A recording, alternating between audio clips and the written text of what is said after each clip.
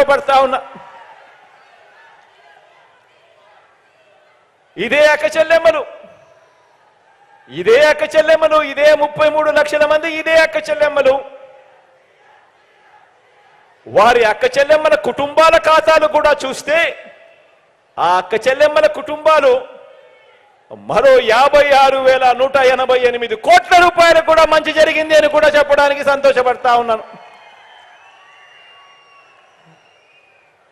ప్రతి అడుగు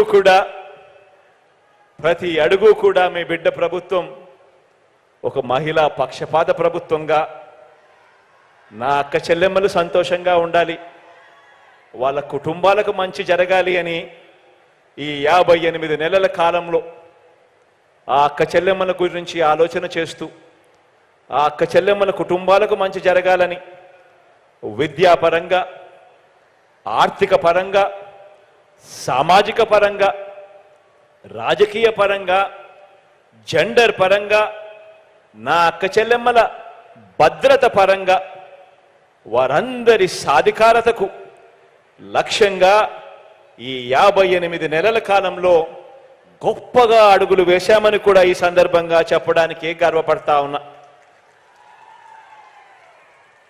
అందరినీ కూడా ఆలోచన చేయమని అడుగుతా ఉన్నా.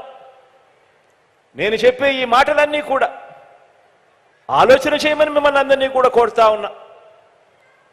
గతంలో ఎప్పుడైనా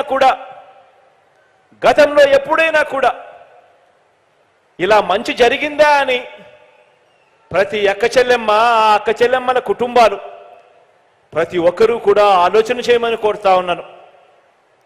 మొట్టమొదటిసారిగా నా అక్క చెల్లెమ్మలు బాగుండాలని రాజకీయ సాధికారత కల్పిస్తూ నామినేటెడ్ పోస్టులు, నామినేషన్ మీద ఇచ్చే కాంట్రాక్టుల్లో 50% చట్టం చేసి మరి అక్క చెల్లెమ్మలకు ఇచ్చిన తొలి ప్రభుత్వం మీ బిడ్డ ప్రభుత్వం అని చెప్పడానికి కూడా గర్వపడతా ఉన్నాను. గత ప్రభుత్వానికి అక్క చెల్లెమ్మలకు ఇలాంటి మేలు చేసే మనసే లేదు. ఏకంగా చట్టం చేయాలని 50% పదవులు నా అక్క చెల్లెమ్మలకే ఇవ్వాలని 50% నామినేషన్ వర్కులన్నీ నా అక్క చెల్లెమ్మలకే ఇచ్చే విధంగా చట్టం చేయాలని ఇలా చెయ్యాలి అని మనసే లేదు గత ప్రభుత్వానికి. ఆలోచన చేయమని అడుగుతా ఉన్నా.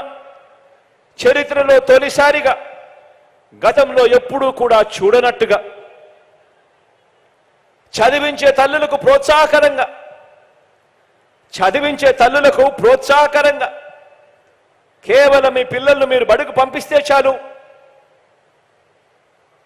ఆ పిల్లలకు మంచి మేనమామగా, ఆ అక్క చెల్లెమ్మలకు ఒక మంచి అన్నగా, ఒక మంచి తమ్ముడిగా మీరు పిల్లల్ని బడికి పంపిస్తే చాలు, స్కూల్స్ రూపురేఖలన్నీ కూడా మీ బిడ్డ మారుస్తాడు.